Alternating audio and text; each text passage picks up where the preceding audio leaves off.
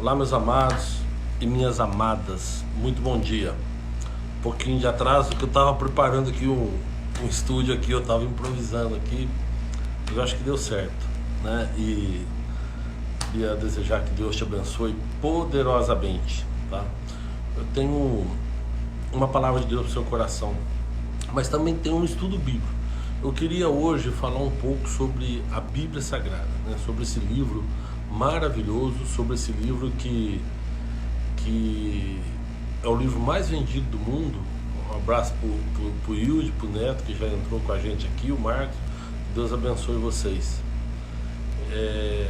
A Bíblia Sagrada é um livro fantástico. É um livro realmente que cada vez que eu leio, cada vez que eu estudo, que eu medito nesse livro, eu fico mais impactado com as coisas que Deus faz, né? É um livro que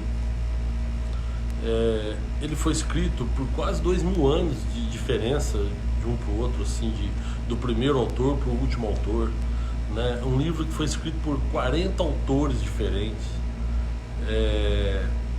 Eles viveram em épocas diferentes, falam assuntos diferentes e ela toda se encontra, né? A Bíblia toda aponta para Jesus, toda a Bíblia aponta para Jesus. Jesus foi o plano de salvação que Deus fez ainda na criação do mundo, né? Ao já me perguntar, mas se Deus sabia que o homem ia pecar, por que ele fez? Na verdade, Deus, ele amou o homem. Quando Deus pensou em fazer o homem, já amou o homem. E aí ele fez o homem e sabendo que o homem ia pecar. Mas Deus não quer, ele poderia ter feito só anjo, ele poderia ter feito robôs que pudesse adorar o nome dele, né? Mas ele queria alguém que o adorasse em espírito e em verdade. Ele queria um ser que o adorasse por livre e espontânea vontade. E aí então ele construiu o homem, deu ao homem o cérebro para que o homem pudesse raciocinar, pensar e decidir aquilo que ele queria fazer. Então Deus nos deu o poder, inclusive, de acreditar nele ou não. Esse é um poder que nós temos, o poder da decisão.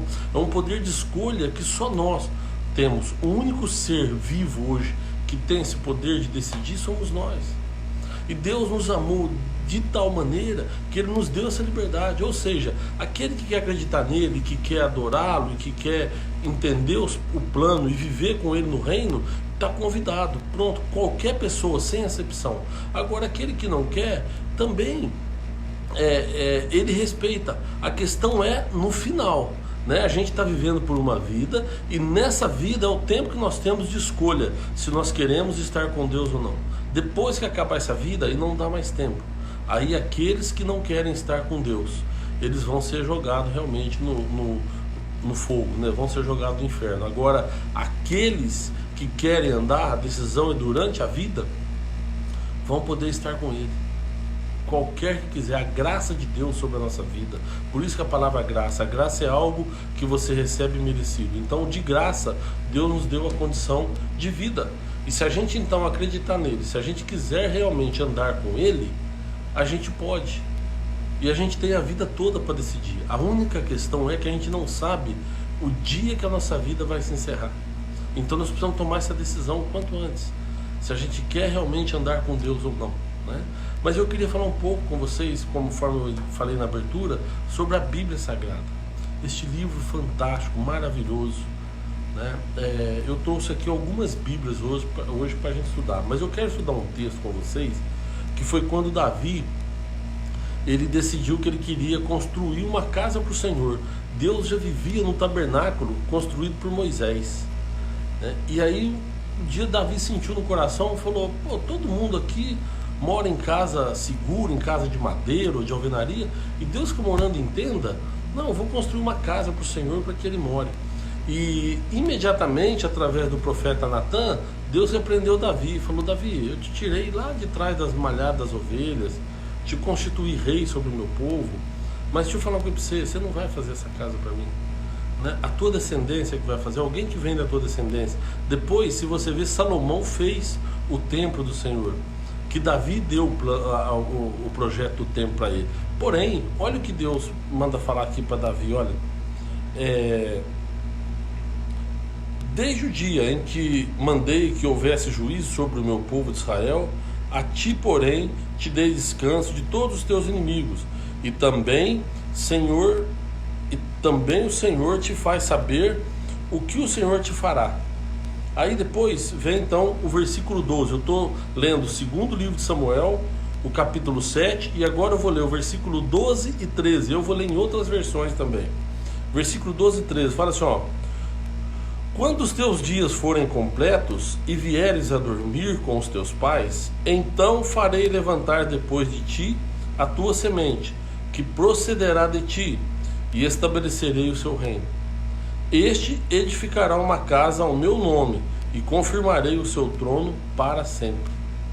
Olha o que Deus falou para ele, que quando completados os dias de Davi, Deus levantará da semente de Davi, que procederá dele, estabelecerá o seu reino. E este edificará uma casa ao meu nome, e eu confirmarei o trono do seu reino para sempre. Então, quando Davi quer fazer a casa para o Senhor fala assim, ó, eu mesmo vou fazer uma casa para mim, mas eu vou pegar da tua descendência, e da tua descendência, quando os teus dias estiverem completos, eu farei da tua descendência levantar alguém, e esse alguém fará uma casa para mim, e o reino dele não terá fim. O seu reino não terá fim. Então isso aqui é o que Deus falou para Davi. Eu li numa Bíblia pentecostal, que é uma Bíblia Almeida Revista e Corrigida. Nós temos também a Bíblia atualizada. Todas elas são tradução de João Ferreira de Almeida, que é um português que traduziu do grego para o português, né? Mas eu li uma que é João Ferreira de Almeida, Revista e Corrigida. Agora eu vou ler uma João Ferreira de Almeida, que é Revista e Atualizada. E olha só o que fala o versículo 12 e 13 do mesmo capítulo que eu li lá. Quando teus dias se cumprirem e descansares com os teus pais, então farei levantar depois de ti o teu descendente, que procederá de ti, e estabelecerei o seu reino. Este edificará uma casa ao meu nome, e estabelecerei para sempre o trono de seu reino. Então você vê o seguinte, o que ele escreve aqui tem o mesmo significado, muda às vezes algumas palavras, né? Aqui quando fala assim, ó, quando vieres a dormir com os teus pais, e aqui fala quando os teus dias se cumprirem e descansarem com os teus pais. Então as Bíblias têm isso, as traduções das Bíblias mudam algumas palavras, porém o contexto geral não muda, né? Nós estamos vendo aqui que Deus fala para Davi que quando acabarem os dias dele, vai fazer o reino. Eu vou ler agora para vocês uma NVI. Essa aqui é uma tradução João Ferreira de Almeida também, mas é uma NVI, que é a Nova Versão Internacional, que olha só o que fala no mesmo versículo e no mesmo capítulo que eu li, que é segundo livro de Samuel 7, 12 e 13. Olha só: quando a sua vida chegar ao fim e você descansar com os seus antepassados, escolherei um dos seus filhos para sucedê-lo, um fruto do seu próprio corpo, e eu estabelecerei o reino dele. Então olha só, você vê que ele fala quando Davi morrer, quando descansar com os pais dele, e ele vai pegar de uma descendência de Davi e vai estabelecer o reino para sempre, né? Então são versões diferentes. Essa NVI, para quem não tem intimidade com a Bíblia, para você que acha que a Bíblia é difícil de entender, a NVI talvez seja mais indicada para você, tá? A corrigida, ela tem uma interpretação mais difícil realmente, porque usa palavras mais difíceis. A que eu mais gosto, mas usa palavras mais difíceis. Atualizada também. Mas a NVI, que é a Bíblia, que é a Nova Versão Internacional, ela já traduz algumas coisas para a nossa linguagem mais tradicional, né? Então, por exemplo, quando fala de côvados, né, um côvado tem 45 centímetros, um côvado tem 45 centímetros. Então, na Bíblia corrigida, na atualizada, quando cita, por exemplo, um côvado, na Bíblia NVI ele vai falar 45 centímetros. Então ele traduz para a nossa linguagem tradicional. Então essa NVI talvez seja a mais indicada para quem não tem ainda muito costume, muita intimidade com a Bíblia. Mas eu quero ler também para vocês uma Bíblia católica. Eu tenho aqui a Bíblia de Jerusalém, que é a Bíblia católica, que é da edição paulina. Essa aqui não é de João Ferreira de Almeida, é uma Bíblia católica de uma outra tradução. Mas olha só, o capítulo 7 do segundo livro de Samuel e os versículos 12 e 13. Fala assim, olha, e quando os teus dias estiverem completos e vieres a dormir com os teus pais, farei permanecer a tua linhagem após ti, aquele que terá saído das tuas entranhas, e firmarei a sua realeza. Será ele que constituirá uma casa em meu nome, estabelecerei para sempre o seu trono. Então você veja que ele usa palavras aqui diferentes, mas com o mesmo significado, com o mesmo contexto, aqui a Bíblia católica. Então, não muda. Muitas vezes as pessoas têm dificuldade em entender a Bíblia porque não entendem o contexto geral que ela foi criada, o objetivo, né? Eu gosto de falar sempre disso porque é importante a gente entender. É como se você assistisse um esporte qualquer e você não entendesse as regras e não entendesse os objetivos, né? Já aconteceu isso comigo. Quando eu escrevi o livro Beabá da Bíblia, eu escrevo isso na introdução. Eu, por exemplo, não entendo nada de futebol americano. Então, quando eu vou assistir uma partida de futebol americano, eu não interesso tanto. Por quê? Porque eu não sei os objetivos, não conheço as regras, né? E assim a gente pode usar vários exemplos, mas o importante é você conhecer as regras e entender os objetivos. A Bíblia não é diferente, ela é assim também. Nós precisamos entender as regras e precisamos saber o objetivo. Aqui a Bíblia é o manual do ser humano, aqui está o plano de salvação do ser humano. Aqui conta a criação do mundo, conta como o pecado entrou no mundo e conta também como o pecado vai sair das nossas vidas, que é através de Jesus Cristo. Então aqui tem um plano de salvação para todos nós. Esse é o grande objetivo da Bíblia, é nos contar que existe um plano de salvação, e aqui está narrado todo esse plano de salvação. Por isso eu falo que a Bíblia toda aponta para Jesus, porque Jesus é o plano de salvação de Deus para as nossas vidas. Agora, para facilitar, porque a Bíblia foi escrita numa sequência, existe a Bíblia cronológica, né, em ordem cronológica, mas a Bíblia ela foi escrita numa sequência. Ela começou a ser escrita por Moisés, que foi quem escreveu o Pentateuco, né, que são os 5 primeiros livros da Bíblia, e depois ela vai passando por vários escritores, por Josué, Davi ajudou a escrever, Salomão, os profetas escreveram, Isaías, Jeremias, Ezequiel, Daniel escreveu, Joel, vários profetas foram escrevendo, e depois nós tivemos 4 evangelhos, um evangelho de Cristo, aliás, um evangelho escrito por 4 pessoas diferentes, né? Depois Paulo foi um grande escritor da Bíblia, e assim vai. Como é que aconteceu tudo? Então foi uma sequência, e aí numa reunião de um concílio, numa reunião onde reuniram estudiosos da Bíblia, que é chamada de Septuaginta, eles decidiram quais eram os livros que realmente tinham sido inspirados por Deus. Porque eu já vi também gente questionar, mas não foi Deus que escreveu a Bíblia, foi o homem, tá certo. A Bíblia foi escrita por homens inspirados por Deus. E numa reunião de pessoas que espiritualmente ligadas ao reino, eles decidiram quais eram os livros que poderiam pertencer à Bíblia Sagrada e quais aqueles que eles entendiam que não era inspirados por Deus. E aí aqueles que eles entendiam que não eram inspiração de Deus, eles tiraram. E aí permaneceu aqueles que eles acreditavam que eram inspirados por Deus. E aí ele foi dividido e foi colocado uma sequência que antigamente era em rolo. O pessoal ia escrevendo nos rolos, né, nos pergaminhos, que era no couro dos cordeiros lá, dos carneiros, eles iam escrevendo aquilo ali. Aí eles decidiram, então, quando decidiu passar para o papel, eles também decidiram organizar. Então eles dividiram em livros históricos. Primeiro dividiram em Antigo Testamento e Novo Testamento. Depois dividiram nos livros históricos, depois nos livros poéticos, depois nos livros proféticos, e aí termina o Antigo Testamento. Depois começa o Novo Testamento. Eles dividiram nos livros do Evangelho, que são os 4, né? Primeiro, que é Mateus, Marcos, Lucas e João. Desses, teve 2 que andaram com Jesus e 2 não, que eram um dos 12, né? E 2 não eram entre os 12. Mateus e João, eles estavam entre os 12, e Marcos e Lucas não estavam entre os 12. Depois é um livro histórico do Novo Testamento, que é o livro de Atos. a história da igreja. Se você quer saber como é que a igreja foi criada, como é que a igreja foi fundada, você leia o livro de Atos. Mas é importante, antes de ler o livro de Atos, você lê o Evangelho, porque do Evangelho surge toda a questão da vida de Cristo, da ressurreição de Cristo, morte e ressurreição de Cristo, e aí vem o livro de Atos, que é a formação da igreja. Aí tem a história da conversão de Paulo, que é a história mais fantástica das conversões que a gente já viu.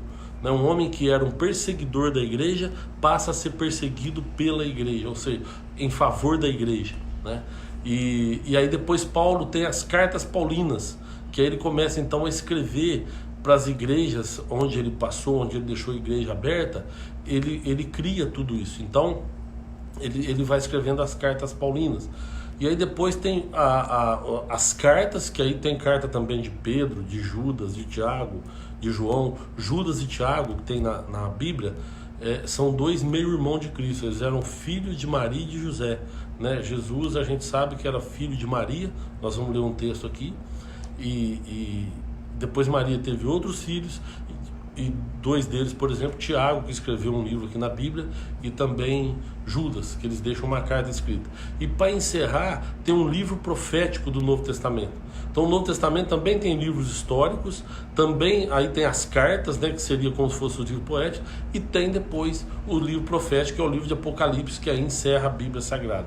Então ela foi dividida justamente para facilitar a nossa interpretação. Então aí você pode perguntar, mas o que é melhor eu ler primeiro? Muita gente vai te falar que é melhor você ler os Evangelhos, ler o Novo Testamento, esquecer o Antigo Testamento. Eu acho que nós temos necessidade de ler o Antigo Testamento.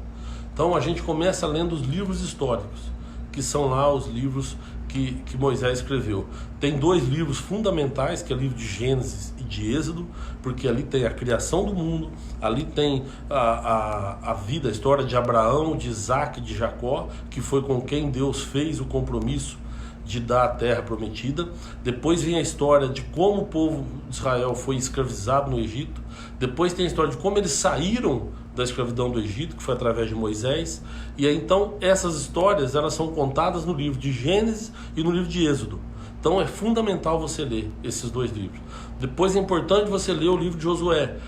Os livros de Levítico, Números e Deuteronômio. O Deuteronômio é mais ou menos um resumo de tudo que aconteceu para trás, que é o quinto livro.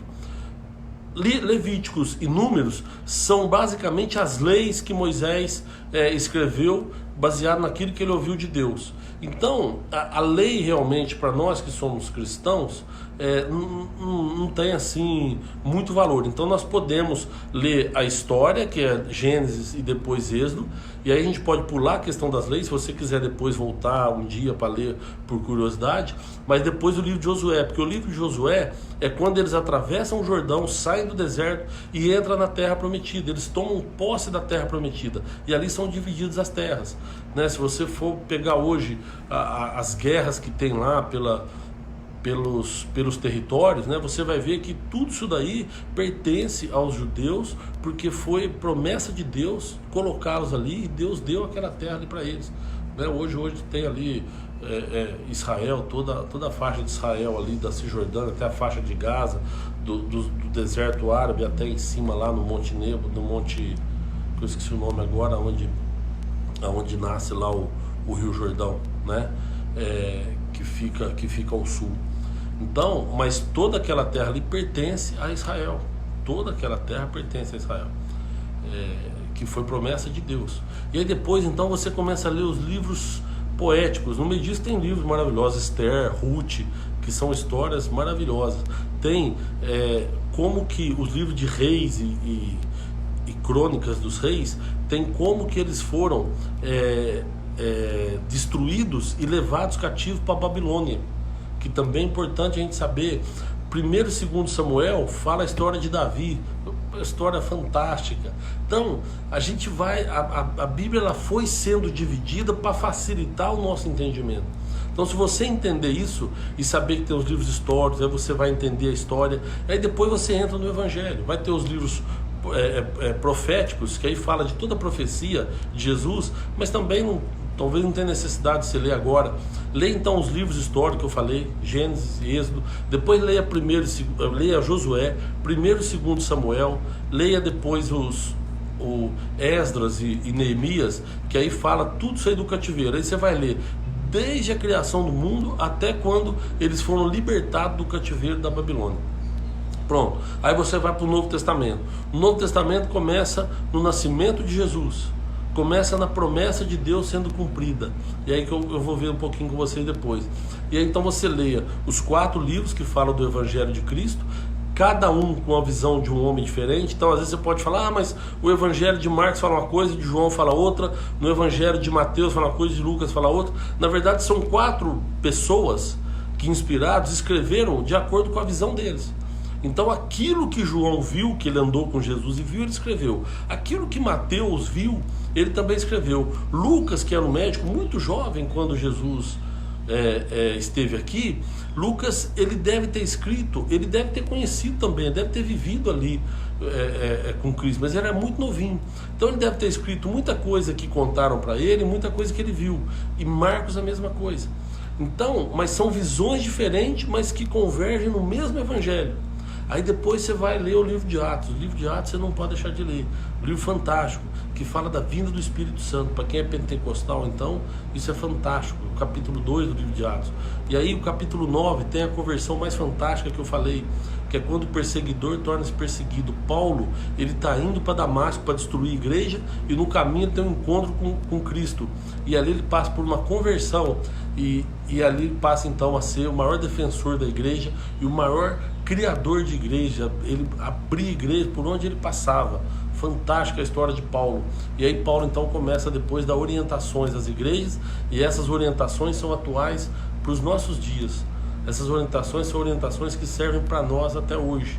E assim vai até o livro de Apocalipse, tá? Mas eu acho importante você ler o Novo Testamento, o Evangelho de Cristo, imprescindível, Atos e depois as cartas de Paulo, para você ter entendimento. Beleza? Então essa é a Bíblia que eu acho que você precisa entender realmente para ler. Qualquer coisa, tem um livro Beabá da Bíblia, que eu conto um resumo de tudo isso que eu falei. Se você quiser, depois você deixa o endereço, a gente manda para você gratuitamente, tá? Eu vou reescrever o livro Beabá da Bíblia. Eu escrevi em 2013 e depois disso eu tive entendimentos melhores, eu fui aprimorando, né?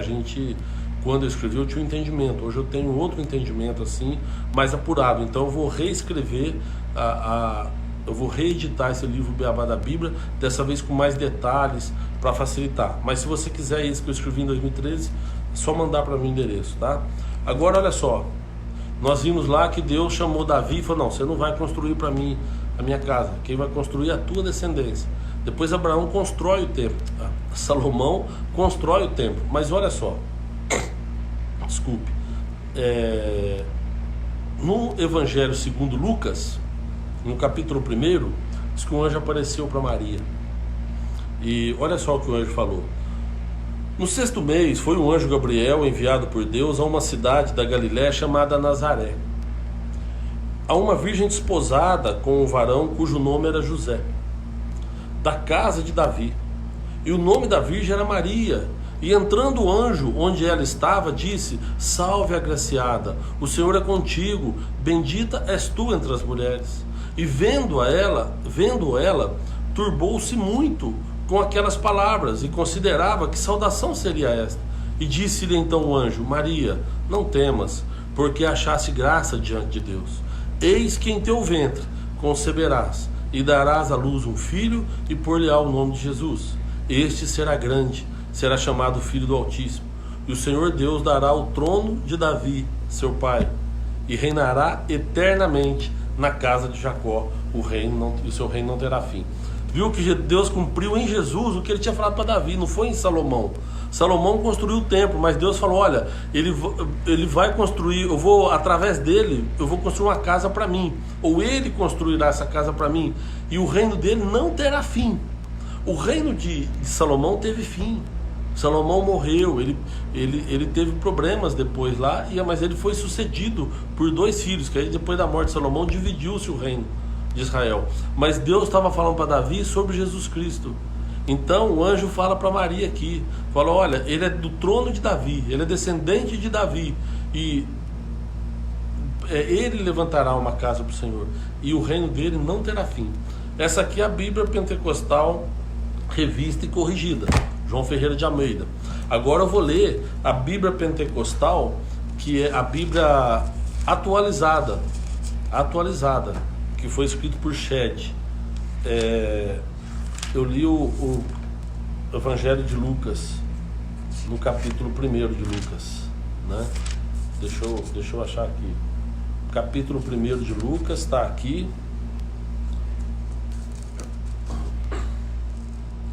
O cântico de Maria. Maria vai visitar Isabel. A felicidade de Isabel. Nascimento. Olha só, no versículo 26. No 6º mês foi o anjo Gabriel enviado da parte de Deus para uma cidade da Galiléia chamada Nazaré. Vocês vejam que muda algumas palavras, mas o que está contando? Que um anjo foi visitar uma pessoa que estava noiva e que ela morava em Nazaré. É uma virgem desposada com um certo homem da casa de Davi. Tá vendo? Cujo nome era José. É a mesma coisa de lá. A virgem chamava-se Maria. E entrando o anjo onde ela estava, disse: alegra-te, muito favorecida, o Senhor é contigo. Ela, porém, ao ouvir esta palavra, perturbou-se muito e pôs-se a pensar no que seria aquela saudação. Mas o anjo lhe disse: Maria, não temas, porque achaste graça diante de Deus, e eis que conceberá, e darás à luz um filho, a quem chamarás pelo nome de Jesus. Este será grande, e será chamado Filho do Altíssimo. Deus, o Senhor, lhe dará o trono de Davi, seu pai, e ele reinará para sempre sobre a casa de Jacó, e o seu reinado não terá fim. Então, olha só, vocês viram que falaram a mesma coisa usando palavras diferentes. Eu vou ler agora um trecho desse texto aí numa Bíblia nova versão internacional, também traduzida por João Ferreira de Almeida, só que uma NVI, que é uma linguagem mais fácil, que eu acho, para o entendimento de quem não tem muito hábito de ler a Bíblia, quem não está muito familiarizado com a Bíblia. Então vamos lá. Fala só: no 6º mês, Deus enviou o anjo Gabriel a Nazaré, cidade da Galiléia, a uma virgem prometida em casamento. Olha como muda. Então não era mais, ali falava uma virgem desposada, aqui fala uma virgem prometida em casamento. Mas então a gente sabe que é uma mulher que era virgem, que estava noiva, estava para casar, né? Então uma virgem prometida em casamento a certo homem chamado José, descendente de Davi. O nome da virgem era Maria. O anjo, aproximando-se dela, disse: alegra-se, agraciada, o Senhor está com você. Então não é mais o Senhor é contigo, o Senhor é convosco, o Senhor está com você. Maria ficou perturbada com essas palavras, pensando no que poderia significar essa saudação. Mas o anjo lhe disse: não tenha medo, Maria, você foi agraciada por Deus. Você ficará grávida e dará à luz um filho, e lhe porá o nome de Jesus. E ele será grande e será chamado Filho do Altíssimo. O Senhor Deus lhe dará o trono de seu pai Davi, e ele reinará para sempre sobre o povo de Jacó, e o seu reino jamais terá fim. Você vê que você ouvindo dá para entender que é o mesmo texto nas 3 Bíblias, né? Agora eu vou para uma Bíblia católica. A Bíblia católica, no versículo 26 do capítulo 1 de Lucas. No 6º mês, o anjo Gabriel foi enviado por Deus a uma cidade da Galiléia chamada Nazaré, a uma virgem desposada com um varão chamado José, da casa de Davi. E o nome da virgem era Maria. Entrando onde ela estava, disse-lhe: alegra-te, cheia de graça, o Senhor está contigo.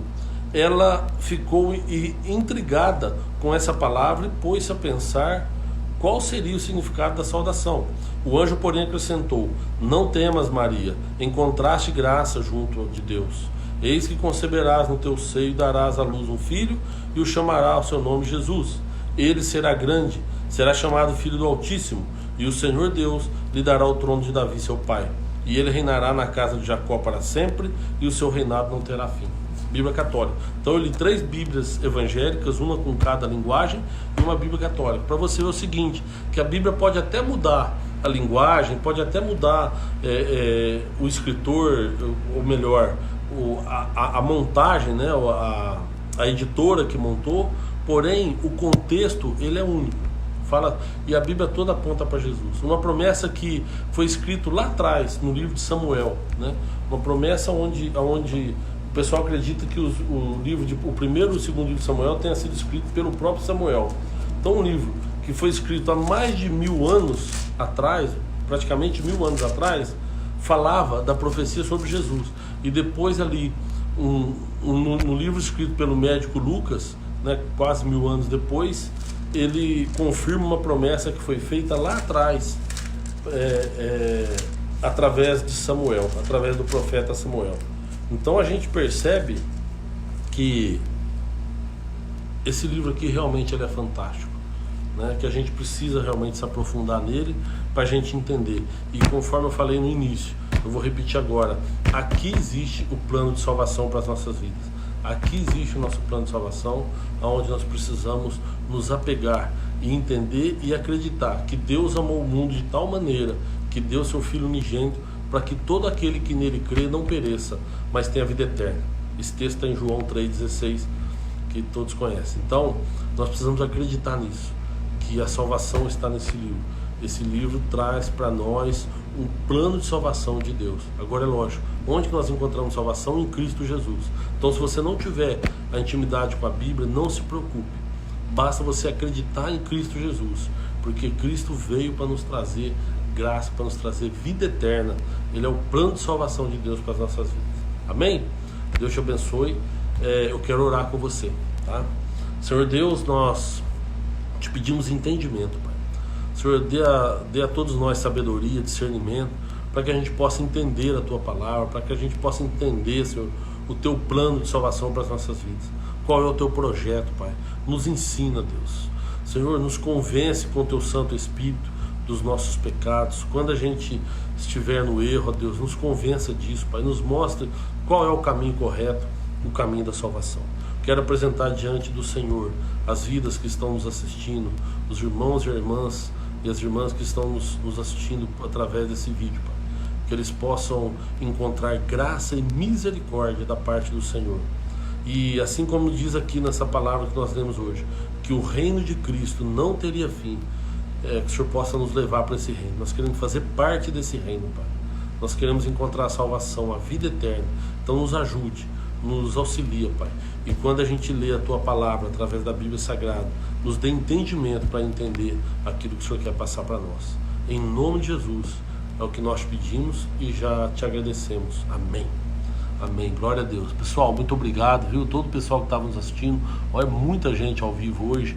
O Wilde, o Marcos, a Gislene, o Alex, a Terezinha Galhardo, a Cileia, a Eliana Marinho, a Eliana Marinho, o José Inácio, a Regina da Loca, a Carlinha, o Marcelo José, a Gisela Costa, a Gisela Costa, a Yolanda, a Fran, a Valéria Ferreira, que eu acho que é a minha esposa, que ela chama Valéria Ferreira, que Deus te abençoe também. Olha que privilégio, minha esposa me assistindo. A Gislene mandou um bom dia. O Murilo Gama, que é meu sobrinho, que Deus te abençoe, viu, Murilo? Ele perguntou que o que é Antigo e Novo Testamento. O Antigo Testamento é a velha aliança que Deus havia feito com o povo, e o Novo Testamento é a nova aliança que Ele fez através de Cristo Jesus. Então o Antigo Testamento é a relação que Deus tinha com o povo aqui na terra, com o povo judeu.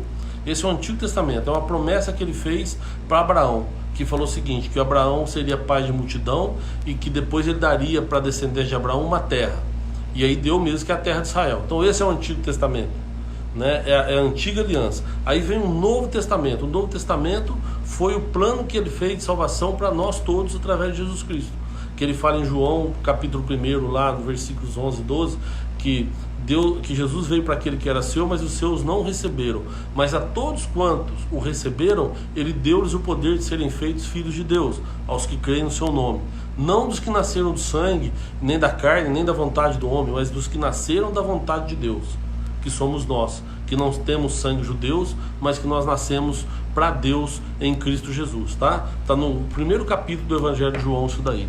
Então esse é o Novo Testamento. A Isildinha, a Isilda, Deus abençoe, viu, Isilda? A dona Sandra Pereira, Deus abençoe. o Carlos Vilas Boas, o José Francisco, a Solange, a Rita de Cássia, o Williams Calarga, o Flávio Lamas, meu irmão, meu amigo, o Carlos Miguel, a Marlene, o Antônio Pires, enfim, é bastante gente. Olha, obrigado, viu, gente? Obrigado. Itamar, que Deus abençoe poderosamente todos vocês, tá? Obrigado mesmo, obrigado por ter me acompanhado aí. Espero que tenha ajudado vocês a ter um entendimento maior sobre a Bíblia. Bom, Deus abençoe e até terça-feira que vem, se Deus quiser, com mais uma mensagem no Quem Tem Sede Venha.